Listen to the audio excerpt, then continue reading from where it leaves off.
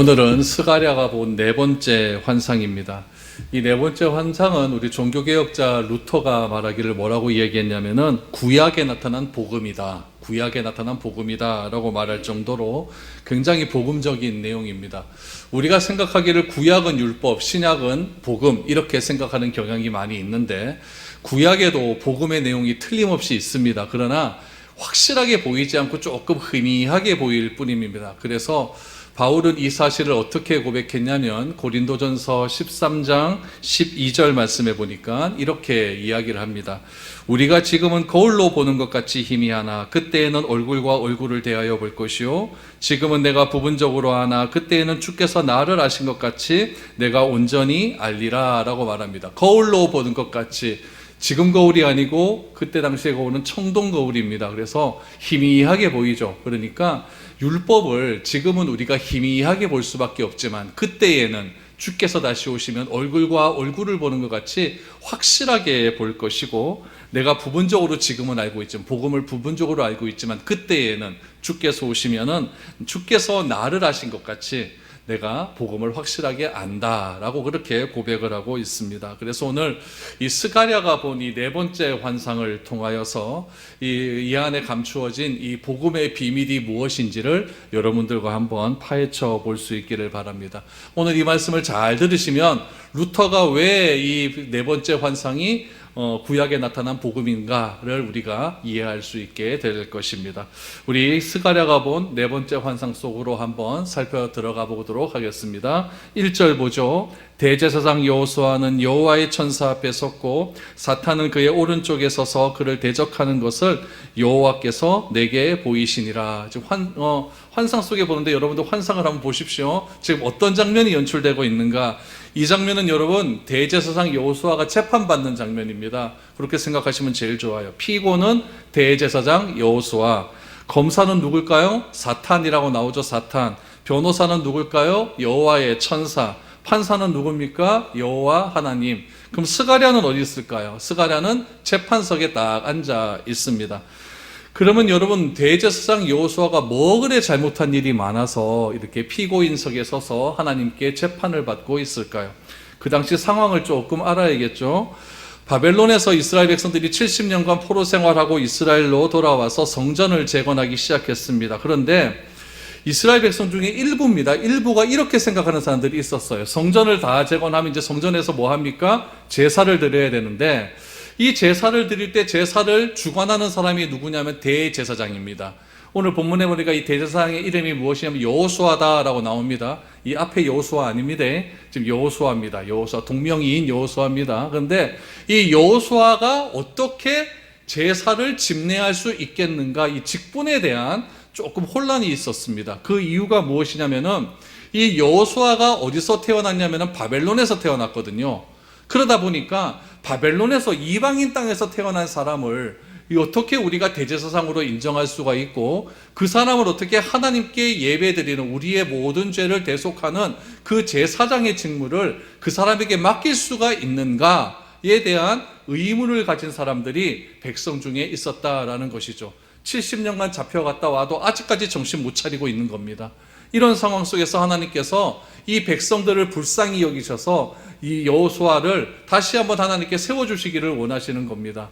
그래서 이 대제사장 여호수아의 직분은 합당하다라는 것을 백성들에게 알려주기 위해서 지금 재판정과 같은 상황을 연출하셔서 스가랴에게 환상으로 보여주고 있는 것입니다. 그런데 제가 말씀드렸을 때에 이 대제사장 이 환상을 해석할 때 대제사장 여호수아를 온전히 하나님께서 세우셔서 그렇게 제사의 직분을 잘 감당하기 위하여서 이렇게 오늘 환상을 보여주셨다라고 이렇게 말씀을 드렸는데, 이 스가랴가 본 환상은 거기에서 조금 더 나가야 됩니다. 조금 더 나가서 그 의미를 찾아야만 루터가 왜 이 말씀을 구약에 나타난 복음이라고 한 것을 알 수가 있어요.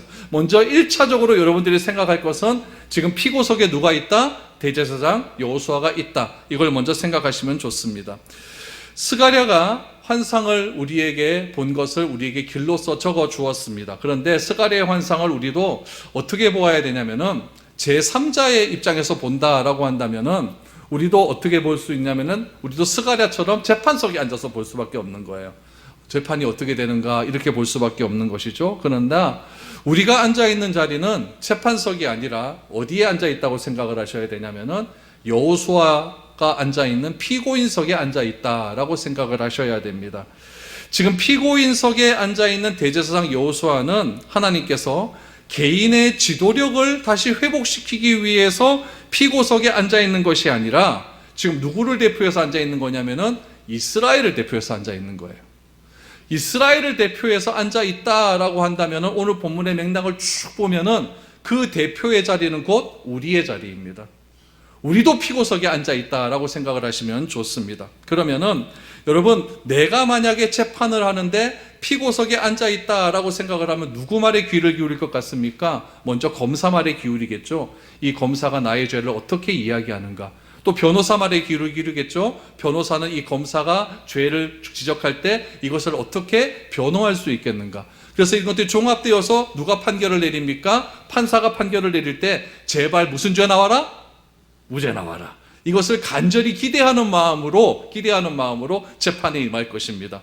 오늘도 여러분들 이 재판의 결과가 어떤 결과가 나올지를 기대하는 마음으로 보셔야 됩니다. 그리고 그 재판의 결과는 곧 나의 재판의 결과다라는 생각을 가지시고 이 말씀을 보셔야 된다는 것이죠. 그래서 1절 말씀이 이해가 되시죠? 그런 상황 속에서 이제 재판이 진행되고 있습니다. 2절, 3절 어떻게 진행되나 보십시오. 여호와께서 사탄에게 이르시되 사탄아 여호와께서 너를 책망하노라. 예루살렘을 택한 여호와께서 너를 책망하노라. 이는 불에서 꺼낸 그슬린 나무가 아니냐 하실 때에 여호수아가 더러운 옷을 입고 천사 앞에 서 있는지라 라고 말합니다. 지금 스가랴가 무엇을 묘사하고 있냐면은 피고석에 앉아있는 대제사장 여호수아를 묘사를 하고 있어요. 그런데 그 모습을 어떻게 묘사하고 있냐면 더러운 옷을 입고 있다라고 말을 합니다. 더러운 옷을 입고 있다. 또 하나 불에서 꺼낸 그슬나무와 같다. 거슬린 나무와 같다. 이렇게 두 가지로 표현을 하고 있습니다. 여러분, 요즘 재판에 재밌는 드라마 하나 나오죠. 우투더 영투더 보셨어요? 네, 그거 보셨을 때 여러분 피고석에 앉아있는 피고인 딱 보시죠. 피고인 볼 때 여러분 옷을 어떻게 입고 갑니까? 정장 딱 입고 가죠. 그렇죠? 정장 입고 아주 반듯한 옷을 입고 갑니다. 왜냐하면 피고인은 옷이 깨끗해야 됩니다.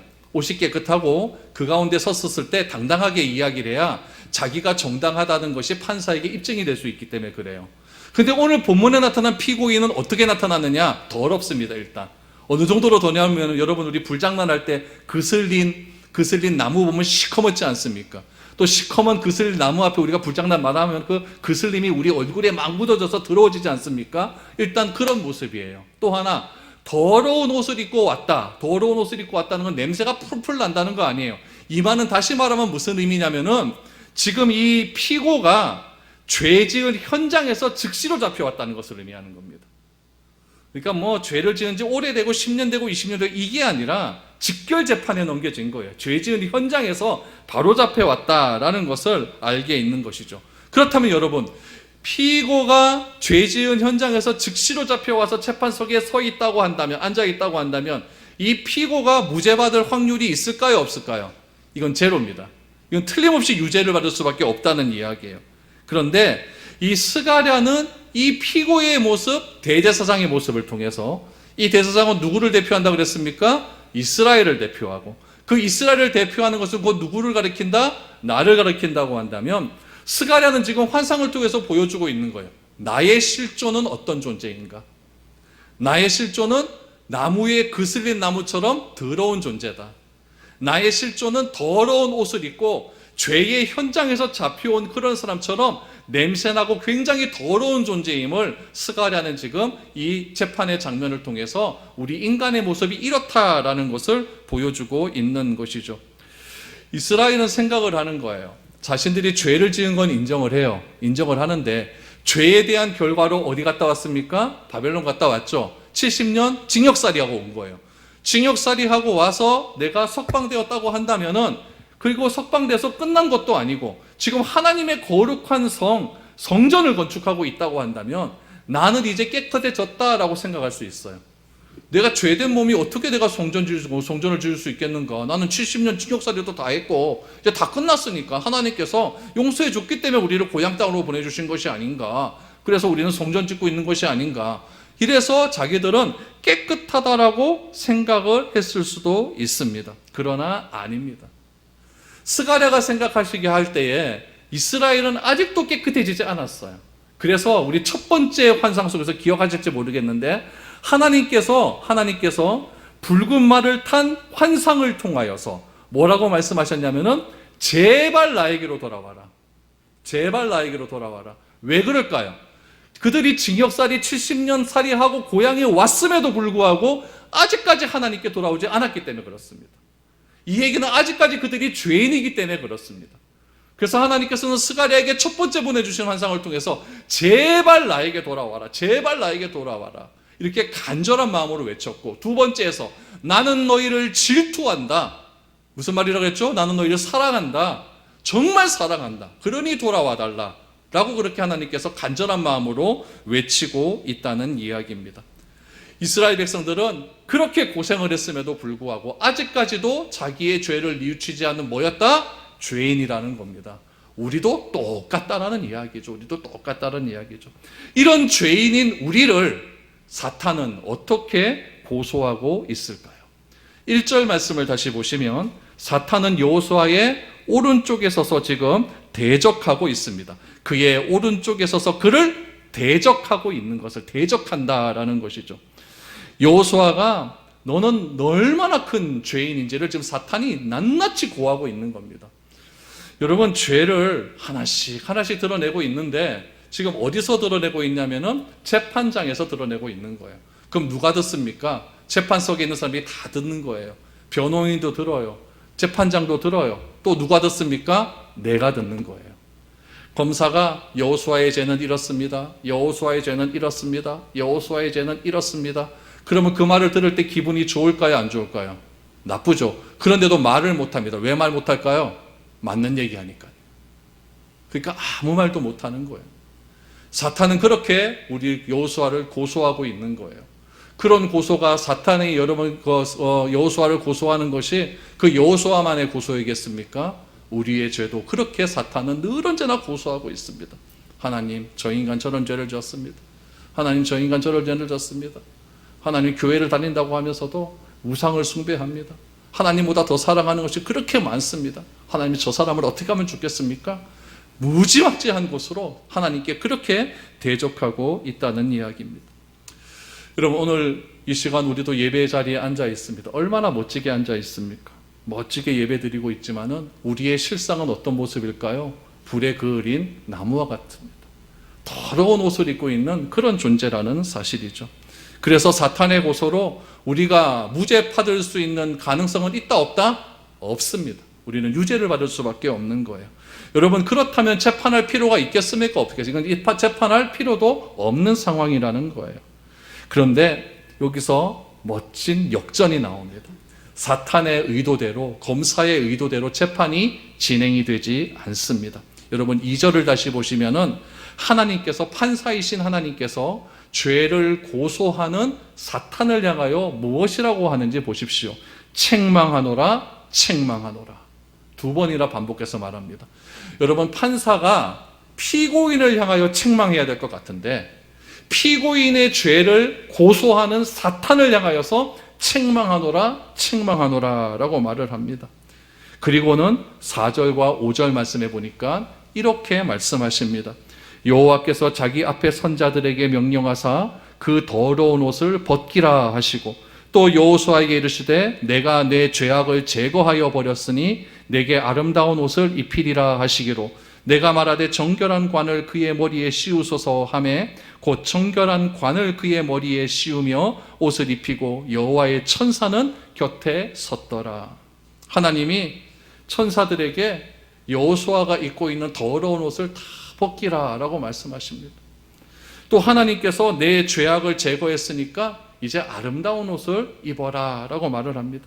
그 말을 듣고 방청석에 있던 스가랴가 감동을 받습니다. 그래서 스가랴가 하나님께 얘기합니다. 하나님, 그 여호수아에게 정결한 관을 씌우소서라고 말을 했더니 하나님께서 정결한 관을 씌우리라고 말씀하고 있습니다. 여러분, 더러운 옷을 입고 있던 여호수아는 이제는 대제사장 직분에 맞는 그런 옷을 입습니다. 대제사장 항상 머리에 관을 쓰거든요. 그 대제사장이 쓰는 관을 머리에 씁니다. 그 당시에 머리에 쓰는 관이 상징하는 것은 직책을 상징합니다. 왜 예수님께서 십자가에서 못 박히실 때 사람들이 조롱하는 마음으로 머리에 가시면류관을 씌우겠습니까? 네가 유대인의 왕이라고 했으니까 내가 왕의 면류관을 씌워주겠다라고 하면서 조롱하면서 가시면류관을 씌워준 것 아니겠습니까? 그래서 항상 왕들은 머리에 쓰는 모자가 있다라는 이야기죠. 지금 스가랴가 더러운 옷을 벗기고 깨끗하게 목욕을 한 지금 대제사장 여호수아에게 아름다운 옷을 입힌 다음에 스가랴가 그 정결한 관을 씌우소서라고 하는 이유는 무엇이냐면은 대제사장 직분을 인정하겠다라고 하는 그런 이유가 담겨져 있는 겁니다. 그러면 생각을 해야죠. 어떻게 대제사장 여호수아가 더러운 옷을 벗고 아름다운 옷을 입을 수 있었을까요? 어떻게 면류관을 쓸 수가 있었을까요? 그 이유를 무엇이라고 이야기하냐면은 하나님이 죄를 제거했기 때문이다. 이렇게 말을 합니다. 여기서 여러분, 제거하다라고 하는 동사가 굉장히 중요한 동사입니다. 제거하다라고 하는 히브리어 동사를 아바르라고 하는데, 이 아바르라고 하는 동사가 어디에 사용되냐면은 출애굽기에 보면은 10번째 재앙이 뭐죠? 장자의 재앙이잖아요. 장자의 재앙 속에서 살아남을 수 있는 방법은 무엇이냐면은 문설주에 양의 피를 바르면은 죽음의 사자가 넘어갑니다. 이 넘어가다라고 하는 동사도 아바르입니다. 그러니까 이 하나님께서 죄를 제거하다라고 하는 것은 여러분, 지금 죽음의 사자가 양의 피를 바른 것을 넘어가는 것처럼 내 죄를 없이 해주겠다라고 하는 그런 의미가 담겨져 있는 겁니다. 여러분, 피고석에 앉아있는 여호수아는 죄가 있는 존재입니다. 여호수아는 이스라엘을 대표한다고 그랬으니까 이스라엘도 죄가 아직 있습니다. 저와 여러분에게도 다 죄가 있습니다. 그런데 무슨 이유인지 모르겠습니다. 여호수아의 죄를, 이스라엘의 죄를, 나의 죄를 이유도 묻지 않고 아바르 하셨습니다. 제거해 주셨습니다. 오히려 나의 죄를 일일이 열거하는 사탄을 향하여 책망하시고 아무 말도 하지 않으시고 그의 옷을 벗겨서 아름다운 옷을 입혀주셨다라는 이야기입니다. 이 놀라운 은혜를 누가 깨달았느냐? 사도 바울이 깨닫습니다. 바울도 나 같은 존재가 더러운 존재였는데 하나님께서 무슨 이유인지 모르겠지만 나를 새로운 사람으로 만들어 주셨다는 것을 깨닫고 그는 로마서에서 이렇게 기록을 합니다. 로마서 8장 33절 34절입니다. 누가 능히 하나님께서 택하신 자들을 고발하리요? 의롭다 하신 이는 하나님이시니 누가 정죄하리요? 죽으실 뿐 아니라 다시 살아나신 이는 그리스도 예수이시니 그는 하나님 우편에 계신 자요 우리를 위하여 간구하시는 자시니라. 아멘. 하나님이 택하신 자를 누가 고발할 수가 있겠습니까? 하나님께서 의롭다 하신 자를 누가 뭐라 할 수가 있겠습니까? 하나님께서 우리 죄를 씻기시고 우리를 의롭다 하신 분은 바로 하나님이시기 때문에 그 하나님에 대해서 대항할 자가 아무도 없다라고 바울은 그렇게 고백을 하고 있는 것입니다. 여러분, 하나님께서 우리를 의롭다라고 인정해 주셨습니다. 그걸 뭐라 그랬죠? 칭의. 그러므로 우리는 칭의의 은혜를 받았기 때문에 하나님의 은혜로 말미암아 우리는 더러운 옷을 벗고 아름다운 옷을 입은 그런 존재가 되었기 때문에 아무도 우리를 정죄하지 못한다라는 겁니다. 사탄이 더 이상 우리를 고소하지 못한다라는 사실이죠. 비록 우리가 날마다 죄를 짓고 있고 더러운 존재이지만 이 시간 우리가 하나님 아버지께 나와서 하나님 아버지, 내가 하나님께 예배합니다, 찬양합니다, 경배합니다, 기도한다 라고 말할지라도 우리를 죄 없다 인정해 주신 하나님이 누구신지 우리가 점점 알아가기만 한다면 우리는 죄책감에서 자유로울 수가 있고 더 이상 우리가 이 더러운 죄악에서 벗어날 수 있는 유일한 길이 하나님밖에 없다는 것을 알게 된다는 사실입니다. 그 하나님을 내가 몰라서야 되겠습니까? 그 하나님을 알 때 더 깊이 알아야 될 것 아니겠습니까? 그런데 이처럼 하나님께서 여호수아에게 너의 죄를 다 사해 주셨다라고 말씀해 주시고 죄를 제거해 주셨다고 말씀해 주셨는데 또 하나 중요하게 알아야 될 사실이 있습니다. 8절 말씀을 보십시오. 대제사장 여호수아야, 너와 내 앞에 앉은 내 동료들은 내 말을 들을 것이라. 잘 들으십시오. 무슨 말을 들어야 되냐? 이들은 예표의 사람들이라 내가 내 종 싹을 나게 하리라 라고 말씀하셨습니다. 잘 들어라, 잘 들어라. 이는 예표의 사람이라 내 종 싹을 나게 하겠다. 예표라는 말이 중요합니다. 여러분, 예표라고 하는 말은 무슨 말이냐면은 한 번의 사건을 증거할 때 말하는 사건이 아니라 영원한 사건, 앞으로 다가올 영원한 사건에 대한 징조를 얘기할 때 예표라고 하는 말을 사용하고 있습니다. 지금 여러분, 본문의 환상이 예표가 만약에 일회적 사건이라고 한다면 예표는 누구를 향한 겁니까? 여호수아를 향한 겁니다. 그러나 이 예표의 사건은 일회적 사건이 아니라 단회적 사건이 아니라 영원히 지속될 사건을 강조하는 거기 때문에 이 예표는 누구를 향한 말씀이냐? 나를 향한 말씀이에요. 나의 죄를 씻기는 말씀이에요. 그 죄를 어떻게 씻기겠느냐? 내가 내 종 싹을 나게 함으로 씻어주겠다는 겁니다. 여기서 중요한 게 뭘까요? 싹입니다. 싹. 여러분, 싹은 하나님의 놀라운 구원 계획과 관련되어 있습니다. 이 싹을 스가랴 선지자가 오기 전 300년 전 사람 이사야 선지자는 뭐라고 고백했느냐? 순이라고 고백을 합니다. 이사야 53장 2절을 보십시오. 그는 주 앞에서 자라나기를 연한 순 같고 마른 땅에서 나온 뿌리 같아서 고운 모양도 없고 풍채도 없은즉 우리가 보기에 흠모할 만한 아름다운 것이 없도다 라고 말합니다. 그는 주 앞에서 자라나기를 뭐 같다? 연한 순 같고. 이사야 54장은 다 알지 않습니까? 고난당하는 종에 대한 예언을 한 장입니다. 이사야 선지자는 스가랴 선지자가 오기 전보다 훨씬 앞서서 온 그런 선지자가 아니겠습니까? 이사야 선지자는 예언을 합니다. 우리를 위해서 찢기시고 맞고 죽임을 당하는 종의 모습, 메시아의 모습, 그리스도의 모습을 예언했는데 그 예언한 모습을 뭐로 비유했느냐? 순으로 비유를 했어요. 그 종을 연한 순으로 표현했는데 스가랴 선지자는 그 순을 무엇으로 말합니까? 싹으로 이야기하고 있어요. 예레미야 선지자는 그 순을, 그 싹을 연한 가지로 표현을 하고 있습니다. 여러분, 죄인이 용서받기 위해서는 대가를 지불해야 됩니다.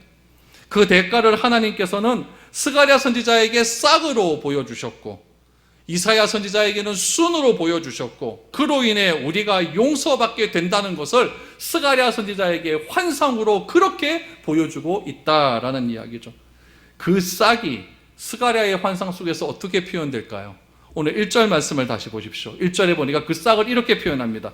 여호수아는 여호와의 천사 앞에 섰고 5절에 여호와의 천사는 곁에 섰더라 라고 말합니다.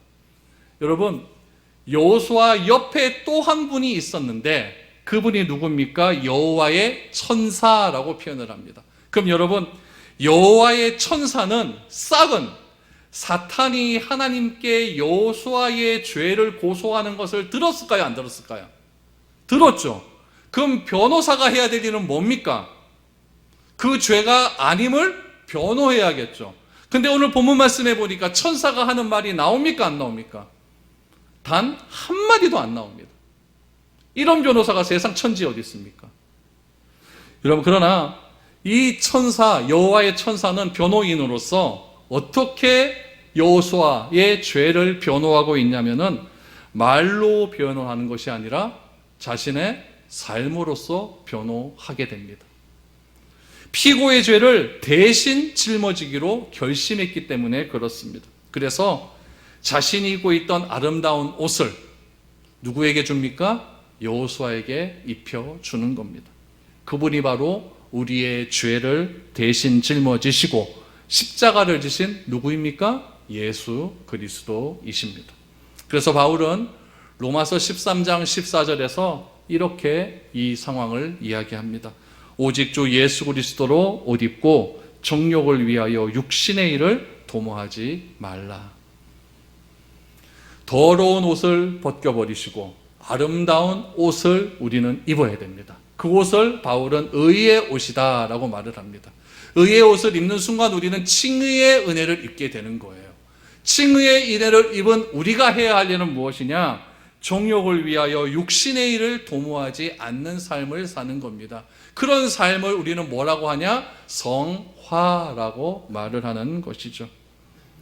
그래서 하나님께서는 의의 옷을 입은 우리에게 요구하시는 것, 그것은 육신의 일을 도모하지 않는 것, 죽을 때까지 죄와 싸워라, 이것을 하나님은 요구하고 있습니다.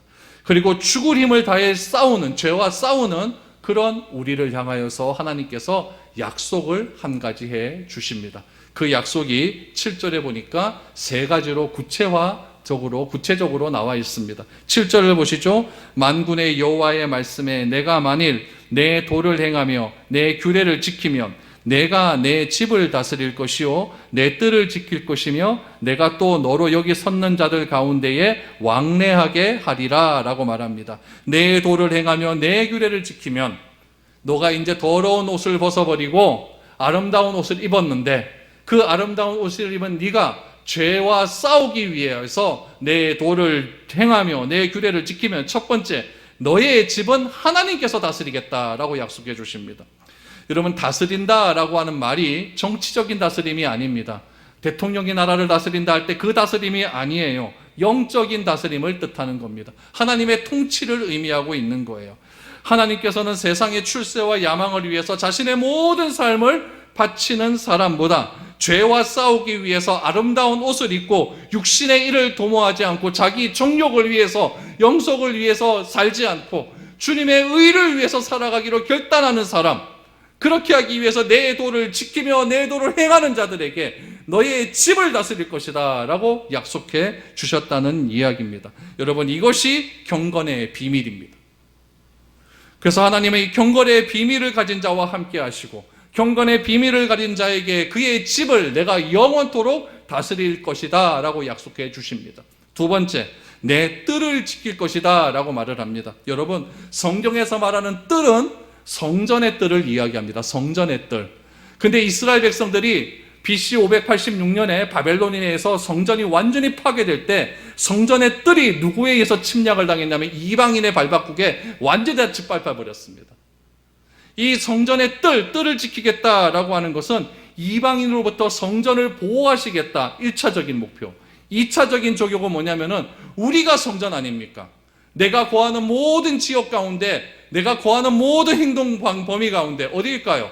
가정, 직장, 친구들과의 관계, 모든 관계 속에서 그 관계의 모든, 네가 지나가는 모든 곳을 이방인이 침범하지 않도록, 다른 무리가 침범하지 않도록 하나님이 지켜주시겠다라고 약속을 해주시는 겁니다. 하나님의 성전은 무엇입니까? 그분의 임재와 거룩이 임하는 유일한 장소입니다. 그 임재와 거룩이 임하는 유일한 장소에 죄가 침범하지 않을 수 있도록 내 뜰은 내가 지킬 것이다 라고 약속해 주셨습니다. 누구에게? 내 도를 행하며 내 뜰을 지키려고 애쓰는 사람들, 죄와 싸우려고 애쓰는 사람들, 그런 사람들에게 내 뜰을 지키겠다라고 약속하죠. 세 번째, 하나님께서 왕래하시겠다라고 약속하십니다. 여기 섰던 자들이 왕래하겠다라고 했는데 여기 섰던 자들은 누굽니까? 천사들을 가리키겠죠. 여러분, 죄와 싸우고 거룩을 위해서 몸부림치는 사람들을 위해서 천사들이 언제나 나의 삶을 왕래함을 통하여서 하나님을 만나고 하나님을 경험하고 임마누엘의 은혜를 주시겠다라는 약속을 하고 있다는 것입니다. 여러분, 이 말씀을 들어보니 오늘 이 네 번째 환상은 루터가 말한 것이 정확하게 맞습니다. 구약에 나타난 복음입니다. 하나님께서는 이 환상을 통하여서 이스라엘 민족을 새롭게 회복시키시고 이스라엘 민족에게 거룩의 경건의 비밀을 알려주심을 통하여서 새로 세워질 성전 안에서 이스라엘 백성들과 영원히 함께 누리기를 원한다고 하는 1차적인 적용을 주셨다고 한다면, 이제 2차적인 적용은 그 여호수아 곁에 섰던 천사들을 통하여서 천사들이 우리의 모든 죄를 짊어지시고 십자가에서 죽으심을 통해 우리에게 의의 옷을 입혀주신다. 우리가 죄 없다라고 인정받게 해주신다. 그래서 내가 가는 곳곳마다 하나님의 거룩함이 드러날 수 있도록 해주시겠다라고 하는 약속이 스가랴의 네 번째 환상 속에 담겨져 있습니다. 기가 막히죠? 너무나 기가 막힌 말씀입니다. 주님은 우리를 더러운 옷을 벗기셨습니다. 얼굴에 온갖 그름이 있는 것을 다 씻겨주셨습니다. 그리고 아름다운 옷을 입혀주시고 의의 옷을 입혀주시고 그리스도의 옷을 입혀주시고 너는 내 아들이라고 하는 왕관을 씌워주셨습니다. 그 옷을 입은 자에게 하나님께서 명령하십니다. 내 도를 행하며 내 규례를 지킬 것을 요구하고 계십니다. 이것이 하나님께서 스가랴에게 보여주신 회복의 환상이며 이 환상을 루터는 구약에 나타난 복음이다 라고 한 것입니다.